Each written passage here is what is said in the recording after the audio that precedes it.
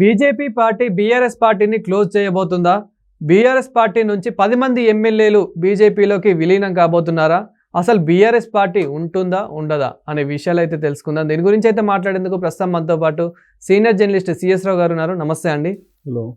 So ప్రస్తుతం BRS party పరిస్థితి ఏంటి? రీసెంట్గా చూసుకున్నట్లయితే కనుక గువ్వల బాలరాజు గారు కూడా రాజీనామా చేయడం జరిగింది. అసలు బీఆర్ఎస్ పార్టీ ఉంటుందా ఉండదా? ఇంకా 10 మంది ఎమ్మెల్యేలు కూడా అందులో నుంచి రాజీనామా చేయనున్నారని చెప్పేసి అయితే బయట టాక్ చాలా వస్తుంది. ఇది ఎంతవరకు నిజం?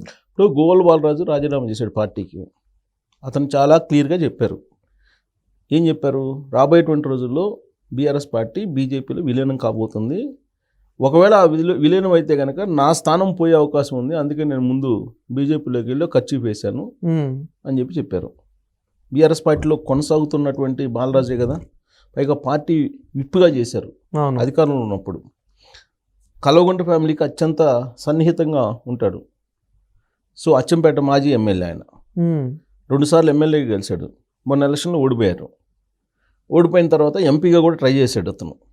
సరే, ఎంపీగా అవకాశం రాలేదు, అది వేరే విషయం. అయితే పార్టీలో అంతర్గతంగా ఏం జరుగుతుందనేది బాలరాజుకి ఖచ్చితంగా తెలిసి ఉంటుంది. సొంత పార్టీలో ఏం జరుగుతుందనేది తెలియకుండా ఉండదుగా. మరి ఆయన అంతా తెలుసుకున్న తర్వాతనే కదా బీజేపీలోకి, లేదంటే ఇప్పుడు బీజేపీలోకి వెళ్ళాల్సిన అవసరం ఏముంది? ఇప్పుడు ఎలక్షన్స్ అయితే లేవు కదా, ఏ ఎలక్షన్స్ లేవు. మరి ఈ సమయంలో ఎందుకు వెళ్ళాడు అని అంటే అతన్ని చెప్తుంది ఏంటి? రాబోయే రోజుల్లో బీఆర్ఎస్ పార్టీ ఉండదు, అందుకని నేను ముందే వెళ్ళి బీజేపీలో ఉండి అక్కడ సీటు సంపాదించుకుంటాను అని చెప్పి ఆయన చెప్పిన మాట. దాని కంటిన్యూషన్ ఏం చెప్పారు? నేనే కాదు, బీఆర్ఎస్ పార్టీలో ఉండేటువంటి అనేక మంది బీజేపీ తోటి టచ్లో ఉన్నారని చెప్తున్నారు. సో బీజేపీ కూడా వచ్చినటువంటి అవకాశాన్ని ఎందుకు వదులుకుంటుంది? బీజేపీ దక్షిణ తెలంగాణలో బలహీనంగా ఉంది, ఉత్తర తెలంగాణలో బలంగా ఉంది బీజేపీ. నిజామాబాద్లో కానీ, లేదంటే కరీంనగర్లో కానీ, వరంగల్లో కానీ ఇక్కడ బలంగానే ఉంది. ఇటొచ్చి దక్షిణ తెలంగాణలోనే బలహీనంగా ఉంది. ఖమ్మం కానీ, నల్గొండ కానీ, మహబూబ్ నగర్ కానీ ఇక్కడ బలహీనంగా ఉంది. అలాగే గ్రేటర్ హైదరాబాద్లో మధ్యస్థంగా ఉంది. సో పార్టీని బలోపేతం చేసుకోవాలి అని అంటే ఏం చేయాలి? కేసీఆర్ గారి ఫార్ములాని అమలు చేయాలి. ఏంటి కేసీఆర్ గారి ఫార్ములా? 2014 నుంచి 2018 వరకు ఏం చేశారు? తెలుగుదేశం పార్టీని ఉండేటువంటి అందరినీ సామధాన భేద దండోపాయాలు ఉపయోగించి తీసేసుకున్నారు. దానికి ఎందుకు తీసుకుంటున్నావా, వాళ్ళందరూ ఉద్యమంలో లేరు కదా అని అంటే దానికి ఒక ట్యాగ్ తగిలిచ్చారు. ఏం ట్యాగ్ తగిలిచ్చారు? బంగారు తెలంగాణ అని. బంగారు తెలంగాణ కోసం అందరం కలిసి రమ్మన్నారు, అందుకని వచ్చేస్తున్నారు అందరూ అని చెప్పారు. సరే, 2018 నుంచి 2023 దాకా ఏం చేశారు? కాంగ్రెస్ పార్టీలో వచ్చిన వాళ్ళందరినీ తీసుకున్నారు. అంటే కాంగ్రెస్ పార్టీ నుంచి వచ్చిన వాళ్ళని, తెలుగుదేశం పార్టీ నుంచి వచ్చిన వాళ్ళని, చివరికి కమ్యూనిస్ట్ పార్టీలో ఉండేటువంటి వాళ్ళని కూడా తీసుకున్నారు ఆయన. తీసుకుని ఆ పార్టీని బలోపేతం చేసుకున్నారు. యాక్చువల్గా గ్రామ స్థాయిలో బీఆర్ఎస్ పార్టీ లేదు. అందుకే 2014 ముందు ఎలక్షన్స్లో మీరు అబ్జర్వ్ చేస్తే లోకల్ బాడీ ఎలక్షన్స్లో ఆ పార్టీ పోటీ చేయలే. లాస్ట్కి గ్రేటర్ హైదరాబాద్ ఎన్నికల్లో కూడా పోటీ చేయలే. ఫస్ట్ టైం ఎప్పుడు చేసింది? 2016లో చేసింది, అధికారంలోకి వచ్చిన తర్వాత గ్రేటర్ హైదరాబాద్లో. అప్పటిదాకా గ్రేటర్ హైదరాబాద్లో కానీ లేదా తెలంగాణ గ్రామీణ ప్రాంతాల్లో కానీ దానికి బలం లేదు. ఆ తర్వాత తెలుగుదేశం పార్టీని, కాంగ్రెస్ని, కమ్యూనిస్టులో ఉండేటువంటి లీడర్లు తీసుకున్నారు. ఆ లీడర్లతో పాటు క్యాడర్ కూడా వచ్చేసింది. దాంతో బీఆర్ఎస్ పార్టీ బలపడింది. సేమ్ అదే ఫార్ములాని బీజేపీ వాళ్ళు ఇప్పుడు అనుసరిస్తున్నారు.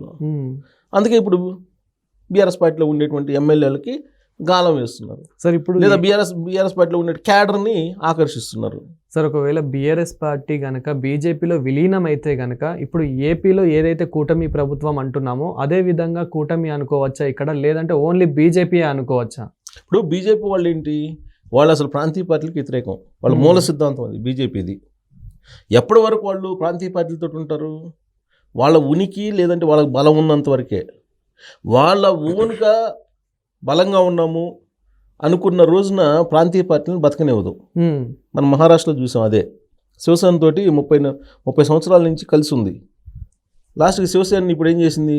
నలిఫై చేసేసింది. బీజేపీ అధికారంలోకి వచ్చింది కదా, ఒక్కటే సింగిల్గా.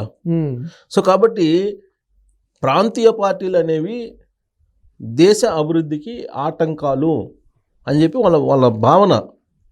అందుకే ప్రాంతీయ పార్టీలు అభివృద్ధి నిరోధకులు అంటారు ప్రాంతీయ పార్టీలని. జాతీయవాదం ఉండదు వాళ్ళ దగ్గర, ప్రాంతీయవాదం ఉంటుంది తప్పితే. కాబట్టి అలాంటివి ఉండకూడదు అనేది వాళ్ళ పాలసీ. కాకపోతే దక్షిణ భారతదేశంలో ఏం చేస్తుంటారు అని అంటే బలం లేదు కాబట్టి ఏదో ఒక పార్టీతోటి పొత్తు పెట్టుకుని వెళ్ళాలి, అందుకు వెళ్తున్నారు. అది తాత్కాలికం మాత్రమే. అలాగే ఇక్కడ కూడా తెలంగాణలో రాబోయేటువంటి రోజుల్లో బీజేపీ ఖచ్చితంగా అధికారంలోకి రావడానికి ఇప్పటి నుంచో వాళ్ళు పావులు కదుపుతున్నారు. ఎందుకు? బీఆర్ఎస్ పార్టీ బలహీనపడింది, కల్వకుంట్ల ఫ్యామిలీ కేసుల్లో ఉంది కాబట్టి ఇంతకన్నా మంచి సమయం లేదు అనేది బీజేపీ వాళ్ళ ఎత్తుగడ అయి ఉండొచ్చు. ఏ రాజకీయ పార్టీ అయినా ప్రత్యర్థుల్ని బలహీనపరచడానికి ప్రయత్నం చేస్తూ ఉంటారు. సేమ్ బీజేపీ కూడా. అందులో బీజేపీ ఇప్పుడు నరేంద్ర మోడీ గారు అలాగే అమిత్ షా గారు ఆధ్వర్యంలో ఫక్తు రాజకీయ పార్టీ ఏ విధంగా వ్యవహరిస్తుందో అలానే వ్యవహరిస్తుంది. కేసీఆర్ గారు కూడా అదే చెప్తున్నారు, నేను ఫక్తు రాజకీయాలు చేస్తానని చెప్పి కాంగ్రెస్ పార్టీని, తెలుగుదేశం పార్టీని అలాగే కమ్యూనిస్టులని బలహీనపరిచేటువంటి కార్యక్రమం చేశారు. ఇప్పుడు ఆయన ఫార్ములాని ఇప్పుడు బీజేపీ కూడా అమలు చేస్తే మనం కాదనలేం కదా. అసలు బీజేపీ ఇప్పుడు వేస్తున్న అడుగులను బట్టి చూస్తే ఆల్రెడీ 12 మంది ఎమ్మెల్యేలు బీఆర్ఎస్ పార్టీ వాళ్ళు కాంగ్రెస్ పార్టీకి వెళ్ళిపోయారు. ఇంకా మిగతా ఉన్నటువంటి ఎమ్మెల్యేల్లో కొంతమంది ఇంకా కూడా టచ్లో ఉన్నారు, కాంగ్రెస్కి అంటున్నారు. కొంతమంది ఏమో బీజేపీతో టచ్లో ఉన్నారు అంటున్నారు. కానీ దానికి కారణం ఏంటి? ప్రస్తుతం పార్టీలో ఉన్నటువంటి పరిస్థితులు కల్వకుంట్ల కవిత గారు వివరించారు, బాలరాజు గారు ఇప్పుడు లేటెస్ట్గా వివరిస్తున్నారు. ఇవన్నీ చూసిన తర్వాత బీఆర్ఎస్ పార్టీ తెలంగాణలో రాబోయేటువంటి రోజుల్లో మనుగడ సాగిస్తుంది అనేటువంటి నమ్మకాన్ని ఆ పార్టీ క్యాడర్ కోల్పోతుంది. కోల్పోయేదానికి ఛాన్సెస్ ఉండేలా ఇప్పుడు పరిస్థితులు కనిపిస్తున్నాయి. ఒకవైపు కాళేశ్వరం, ఇంకొక వైపు విద్యుత్ ఒప్పందాలది, ఇంకొక వైపు ఈ కార్ రేస్ది, ఇన్ని కేసులు వేలాడుతూ ఉన్నాయి. ఇలాంటి పరిస్థితుల్లో మొన్న సీఎం రమేష్ గారు ఏం చెప్పారు? ఈ కేసుల నుంచి తప్పించండి, మేము విలీనం చేస్తామన్నారు. కానీ విలీనం నో అని చెప్పి బండి సంజయ్ గారు చెప్పారు. బీజేపీలో బీఆర్ఎస్ పార్టీ విలీనానికి మేము ఒప్పుకోం అంటే దాని అర్థం ఏంటి? బీఆర్ఎస్ పార్టీని గ్రౌండ్లోనే ఖతం చేయాలి. గ్రౌండ్లో ఖతం చేయాలంటే ఏంటి? బీఆర్ఎస్ పార్టీలో ఉండే లీడర్ని తీసుకుంటే ఆటోమేటిక్గా క్యాడర్ కూడా వస్తారు. ఇంకా బీఆర్ఎస్ పార్టీతో సంబంధం ఏంది? ఆల్రెడీ 2024 ఎన్నికల్లో 18% ఆ పార్టీకి వచ్చినటువంటి ఓట్ బ్యాంకు. ఆ తర్వాత జరిగినటువంటి ఎమ్మెల్సీ ఎన్నికల్లో కూడా పర్ఫార్మెన్స్ లేదు ఆ పార్టీకి. సో కాబట్టి ఉన్నటువంటి లీడర్లను కూడా తీసేసుకుంటే ఇంకా ఆ పార్టీ విలీనం అయితే ఏంటి, ఉంటే ఏంటి, లేకపోతే ఏంటి అనేటువంటి యాంగిల్లో బీజేపీ ఆలోచించవచ్చు. అందుకే బహుశా బీజేపీ ఆపరేషన్ చేస్తుంది బీఆర్ఎస్ పార్టీ మీద. ఇదంతా జరుగుతుంది కాబట్టి ఇప్పుడు కేసీఆర్ గారు యాగాలు చేస్తున్నారు అనుకోవచ్చా? కేసీఆర్ గారు ఎప్పుడైనా క్లిష్ట పరిస్థితుల్లో ఉన్నప్పుడు ఆయన యాగాలు చేస్తుంటారు. ఇది కొత్త ఏం కాదు.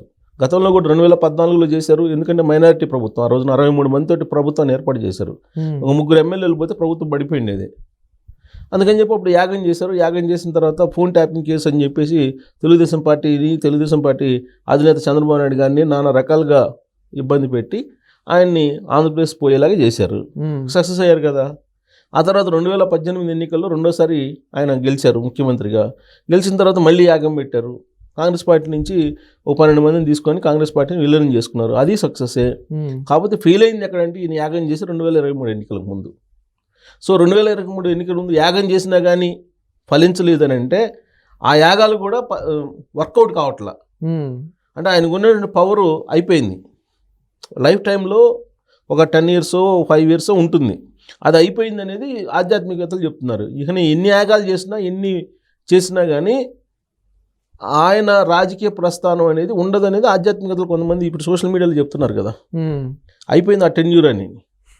సో కాబట్టి సరే ఆయన నమ్మకం అది. జనరల్గా ఆయన ఇప్పుడు కేసులు ఉన్నాయి. ఇంకోవైపు పార్టీ పరిస్థితి తెలియదు. మరోవైపు ఇంట్లో అంతర్గతంగా జరుగుతున్నటువంటి పోరు ఏంటంటే మనం చూస్తున్నాం. ఇవన్నీ ఉన్నప్పుడు సహజంగా గుర్తొచ్చేది దేవుడే. సరే దేవుడు ఏమైనా ఆదుకుంటాడని ఎవరైనా ఇలాంటి యాగాలు, పూజలు, దేవాలయ సందర్శనాలు చేస్తూ ఉంటారు. అలానే ఆయన కూడా చేస్తూ ఉన్నారని చెప్పి అనుకోవచ్చు. అయితే దాన్ని కొంతమంది క్షుద్ర పూజలు అంటున్నారు. ఇప్పుడు బీజేపీ వాళ్ళు కానీ కాంగ్రెస్ వాళ్ళు కానీ ఆయన క్షుద్ర పూజలు చేస్తుంటాడు. ఆ క్షుద్ర పూజలు చేసి ఆయన ఏదో మమ్మల్ని ఇబ్బంది పెట్టాలని చూస్తున్నారు, అది ఆయనకే తగిలిద్ది అనేది రేవంత్ రెడ్డి గారు, బండి సంజయ్ గారు ఇలాంటి వాళ్ళు అంటున్నారు. సరే ఎన్ని చేసినా కానీ మనకు కనిపిస్తున్నటువంటి రాజకీయ పరిణామాలను చూస్తే బీఆర్ఎస్ పార్టీ దాదాపుగా బలహీనపడేలాగా బీజేపీ ఆపరేషన్ చేస్తుంది అనేది మాత్రం అర్థమవుతుంది యాజ్ ఆఫ్ నౌ పరిస్థితి వాళ్ళ గోల బాలరాజు రూపంలో. కాబట్టి రాబోయే రోజుల్లో బీఆర్ఎస్ పార్టీ మనుగడ అనేది ఓ పెద్ద ప్రశ్నే. Thank you sir. Thank you.